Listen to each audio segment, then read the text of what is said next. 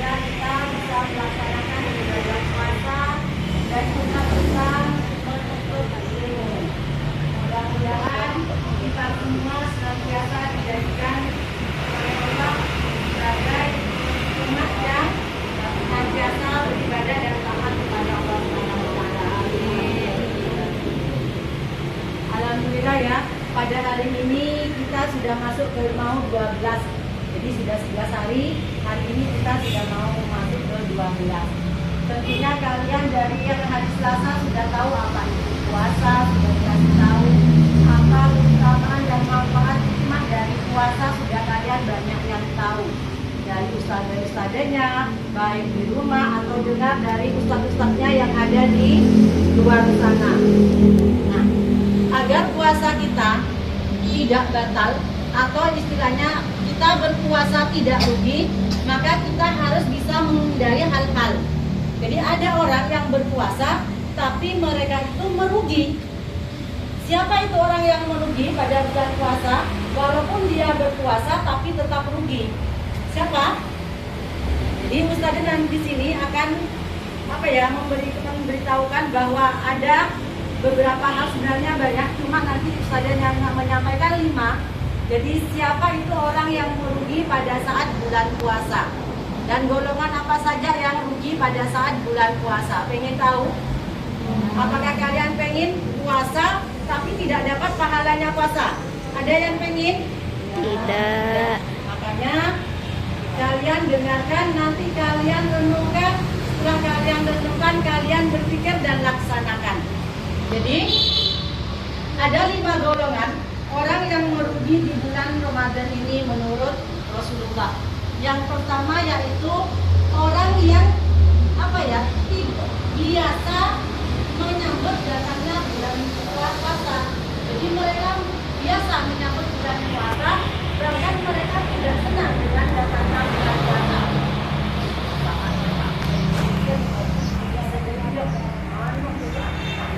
Karena itu adalah salah satu orang yang di dalam bulan puasa. Makanya disampaikan di sana bahwa kita harus senang menyambut bulan puasa. Kenapa? Karena di bulan puasa ini beda dengan bulan-bulan biasanya. Kalau bulan biasanya kita ngaji saja 1 huruf hanya 10, kemudian kalau di bulan puasa bisa 20, 100, 1000 bahkan kebanyakan sekali bulan paling. Jadi kita harus perbanyak ibadah. Yang kedua, golongan orang yang merugi di bulan puasa itu yaitu adalah orang yang tiba-tiba berubah menjadi alim di bulan puasa. Bisa saja orang alim aja di bulan puasa bisa rugi. Nah, pada saat bulan-bulan biasanya kan tidak sholat biasanya, tidak sholat, tidak pakai jilbab, Tidak ngaji. Cara baik, tapi pada saat bulan puasa mereka akhirnya berubah menjadi baik. Yang tidak pakai jilbab, yang tidak sholat, yang biasanya tidak pernah buka Al-Quran akhirnya ngaji. Bagus sebenarnya. Namun ketika setelah puasa tiba, maka dia kembali lagi pada kerjaannya yang tidak benar. Tidak ngaji lagi, tidak sholat lagi, tidak pakai jilbab lagi. Jilbabnya dibuang sembarangan, Al-Qurannya ditaruh lagi di pasaan. Kemarin kok sebulan pas sebulan kok ngaji, belum mawe, apa ini? Bapak kan kemarin bodoh kan lebih nyata bodoh. Jadi itu salah. Jadi ada yang menyatakan bahwa orang yang puasanya diterima, ciri-cirinya salah satunya adalah apabila setelah bulan puasa dilalui, itu maka tingkat ibadahnya lebih baiklah. Tapi kalau kalian setelah bulan puasa tidak sholat lagi, maka termasuk orang merugi. Seperti Imam Ahmad mengatakan, 10-10 tahun adalah mereka yang hanya mengenal Allah di bulan puasa saja. Jadi mengenal Allahnya dan taat kepada perintah Allahnya hanya pada saat bulan puasa. Jadi biar kalian ibadah puasanya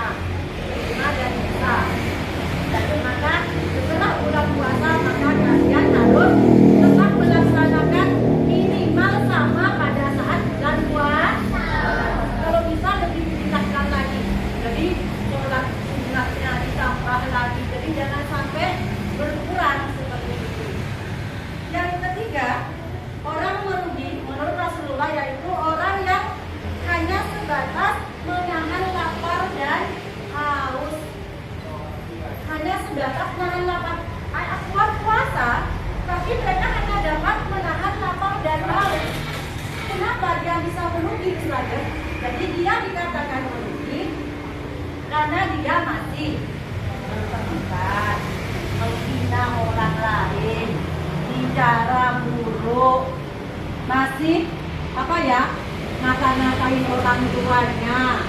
Nah, itu. Jadi pada saat bulan puasa, maka kalian ini harus hindari itu. Bahkan setelah bulan puasa pun harus bisa dihindari. Jadi kalau kalian hanya berpuasa tapi tetap saja bertengkarnya, tetap tak memudahkan jana apapun, menghinakan jana apapun, terus nyake ate nak guru na bereng tuan apapun, tak ngidingan kita dan reng tuan na berguru apapun, maka itu hanya mendapatkan lapar dan haus saja. Nah, seperti apa yang disampaikan oleh Abu Hurairah itu, Rasulullah bersabda, barang siapa yang tidak meninggalkan perkataan dari amalan makan dapat dihindari dari makan dan minum saja, maka dia termasuk orang yang merugi. Mau enggak kita puasa tapi rugi, tidak dapat pahala puasa? Siapa yang mau? Puasanya tidak diterima. Siapa yang mau? Ada yang mau enggak puasa tapi tidak punya amalan puasanya? Ada enggak yang mau? Jadi kayak Abai, kayak Fahmi, Dimas, Asrif, ustadznya panggil setiap hari. Jangan bicara, jangan sholat, tetap saja. Nah, itu hanya dapat lapar dan haus saja. Paham ya? Paham? Dan yang keempat, orang yang merugi itu orang yang tidak memanfaatkan waktu. Jadi tidak memanfaatkan waktu, terutama di bulan puasa. Di bulan puasa ini kita harus tingkatkan ibadah kita. Kenapa? Karena tadi bisa disampaikan, karena ibadah yang kita lakukan apapun itu, baik itu tidur pun, jangankan hanya ngaji, sholat, tidur saja itu dapat pahala, apalagi ditambah ngajinya, sholat sunnahnya ditambah. Misalnya kalau kemarin itu sholat sunnahnya 2 rakaat, ditambah menjadi 4 rakaat, besoknya ditambah lagi 2 rakaat, besoknya ditambah lagi menjadi 8. Pak Monim, lihat. Jadi biar kita menjadi orang yang beruntung dan dapat pahala puasa. Jangan karena bulan puasa kalian, mengapa dikatakan rugi? Mari bojong sepuh langsung teduh, kedeki bukaan, atau teduh mulai bojong sepuh, dohor adan jeglok bojong, teduh boleh, asal jaga sobojong boleh, teduh boleh sampai asal. Nah, itu masuk orang merugi. Yang kedua, main HP atau main game. Karena nunggu mana macam toko ala penungguan, toko anu, mendingan kok main game, main HP. Nah, itu termasuk orang yang merugi. Jadi, mendingan gunakan ada waktunya. Perbanyak ibadah. Ya, perbanyak apa sih ya? Perbanyak ibadah. Jadi jangan disia-siakan waktu yang ada di bulan Ramadan ini. Apalagi pahalanya berlipat ganda. Yang kelima adalah orang yang tetap melakukan maksiat. Kalau apa maksiat? Apa? Dosa. Apa? Maksiat. Jadi maksiat itu adalah perbuatan yang melanggar perintah Allah, termasuk durhaka dan dosa. Maksiat itu ada 2, ada maksiat lahir dan maksiat batin. Maksiat lahirnya apa? Bisa dari mata, bisa dari telinga, bisa dari mulut, bisa dari tangan, bisa dari kaki, semuanya. Bisa jadi misalnya sama dengan yang tadi, bisa menghina orang, tidak pernah merasa bersalah. Walaupun melakukan kesalahan tidak pernah merasa bersalah. Selalu tangannya bengkok. Ya, jadi semua yang dilarang oleh Allah itu termasuk maksiat lahir. Maksiat batin itu beda. Nanti kalau jadi maka kita harus terhindar dari itu.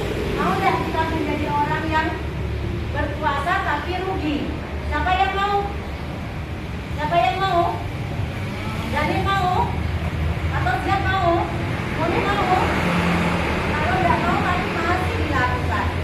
Secara tidak sadar kalian selalu melakukan itu. Bikin marah gurunya, bikin marah orang tuanya,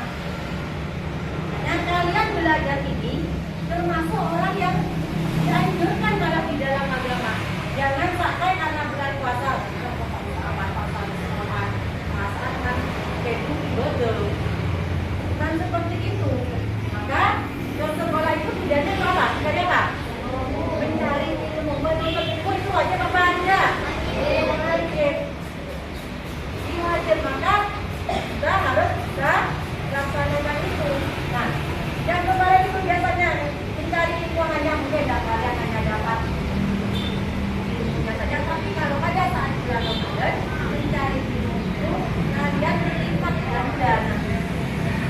Ilmu itu banyak, tidak hanya ilmu agama, ilmu itu ada, ilmu ngaji itu ada, ilmu madrasah itu ada sama. Semua ilmu itu sama. Jadi jangan sampai kalian beranggapan ilmu umum itu tidak berguna. Bahkan ilmu fisika, ilmu kedokteran itu berada di dalam Al-Quran. Tapi kita seorang Islam yang tidak menemukan, yang menemukan pertama kali adalah non-muslim. Kita kalah. Makanya padahal kita adalah setiap hari baca Al-Quran. Kenapa? Karena ya itu dikasih tahu cara sendiri. Itu kayak Moni. Berkali-kali ditanya Ustaz, dikasih tahu bicara sendiri. Tadi apa Ustaz disampaikan Moni? Ada berapa tadi golongan yang rugi dalam melaksanakan ibadah puasa? Ada 5. Yang pertama yaitu apa? Biasa-biasa saja menyambut bulan puasa atau bulan Ramadan. Yang kedua apa? Tadi, apa? Apa? Berbuat dosa? Nah, itu karena tidak dengar. Ya, tidak dengar. Jadi yang pertama adalah orang yang merugi menurut Rasulullah dalam melaksanakan ibadah puasa. Yang pertama adalah orang yang menyambut bulan Ramadan dengan biasa-biasa saja. Ya. Yang kedua, yaitu orang yang tidak menggunakan waktunya di bulan puasa. Mereka hanya gunakan hanya untuk main HP, main game, lihat TV, terus tidur saja. Yang ketiga adalah orang yang apa? Melakukan maksiat. Yang keempat adalah orang yang orang yang berdosa. Semuanya berdosa ya? Apa tadi? Kurang 2. Apa?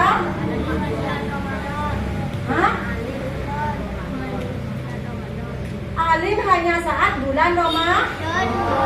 Dan yang ketiga, yang terakhir adalah hanya sebatas nahan lapar dan haus saja. Mudah-mudahan kita bisa terhindar dari itu semua. Mari pada bulan puasa ini kita perbanyak ibadah kita sehingga kita dijadikan sebagai umatnya Nabi Muhammad. Harus pada akhiri. Wabillahi taufiq wal hidayah. Wassalamualaikum warahmatullahi wabarakatuh.